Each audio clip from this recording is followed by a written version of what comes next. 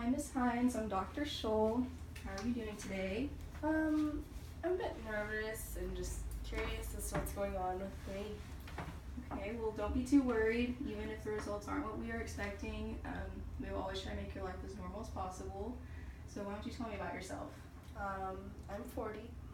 I have 5 beautiful children. I am an elementary school teacher, and here lately I've just become a bit sluggish. It's been pretty difficult to keep up with them and my own children at home as well. I was experiencing some extreme headaches and nausea, so I took some mini home pregnancy tests and they all came back negative, so I rolled that one out.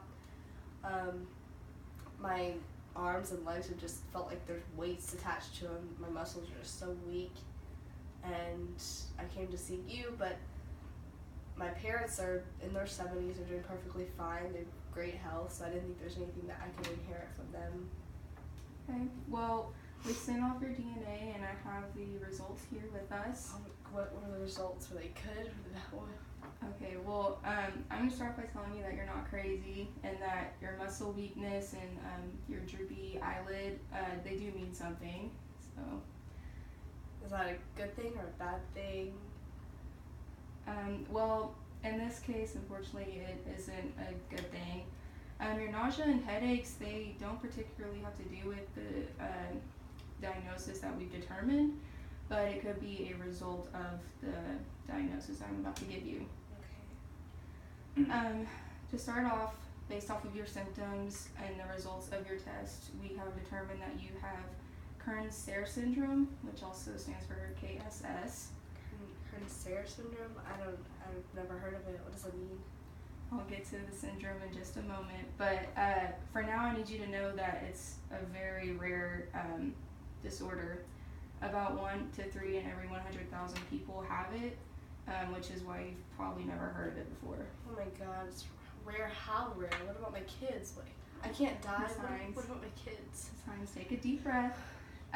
We can get this all figured out through doctor to patient. I just need you to calm down and we can get this all figured out. Okay, I'm ready. Okay, I'm going to give you a piece of paper and a pen so that you can take some notes down yourself. I'll give you some papers at the end so that you can take home, but you might want to have your own notes with you. Okay. So once again, you have Kearns-Sayre syndrome, which is spelled Kearns with a space, and then Sayre syndrome. This is a rare neuromuscular disorder that causes abnormalities in the DNA of your mitochondria. Your mitochondria are small, rod-like structures that are found in all cells that create energy for functions. And this can also cause issues with your organs and your tissues. So does that all make sense so far? Yes, it does. Keep going, please. Okay, this disorder mainly affects your heart, your eyes, balance, and the proteins that affect your brain and your spinal cord. So that's basically everything. So does that mean that my body's just gonna start shutting down, or it's? No, it doesn't. I understand it sounds like a lot of things that are wrong, but it will all work out. So based off your physical exam here in the office, I noticed a slight droopiness in your left eye, which is a pretty big characteristic of KSS. To go further with your eyes, KSS causes people to have what is known as progressive external ophthalmoplegia, which is a weakening of your eye muscles, and it causes limited eye movement and droopy eyelids. So I'm going to show you this picture here. This is a patient who has KSS, and this is the typical eye test that you do with the eye doctor, where you have to look straight and left, right, up and down. So as you can see, there's not really a whole lot of variation with her eye movements when she does each of these, which this is kind of a severe case of KSS. So does that mean my eyes could end up looking like that? They could, but this is an extreme case, so it might not happen to you at all. You might just have slight droopiness.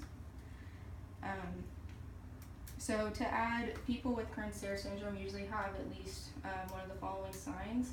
So there's cardiac conduction defects, which is where there's abnormalities in the electrical signals to the heart. or that control your heartbeat. There's ataxia, which is issues of coordination and balance. There's also cerebral spinal fluid, which is CSF, which is when there's high levels of protein in the fluid that surrounds and protects your brain and your spinal cord. The side effects I mentioned are the most common in KSS, but there can also be muscle weakness, like you've had, where it feels like you're carrying weights at all times. There could be deafness, dementia, and typically people with KSS have a shorter stature. So. That's a lot of things wrong with me. So, what about my kids? What is the probability of my kids inheriting this from me? Well, I understand you have 5 children, correct? Yes, I do. Do you mind me asking how many boys and how many girls you have? I have 3 boys and 2 girls. Okay. Kearns-Sayre syndrome can be passed down through genetics, but it can only be passed through females. So what this means is that all 5 of your children could potentially inherit KSS, but only your 2 daughters would pass it on to their children. Your boys wouldn't pass it on to their children. I can't believe this is happening to me. It's okay.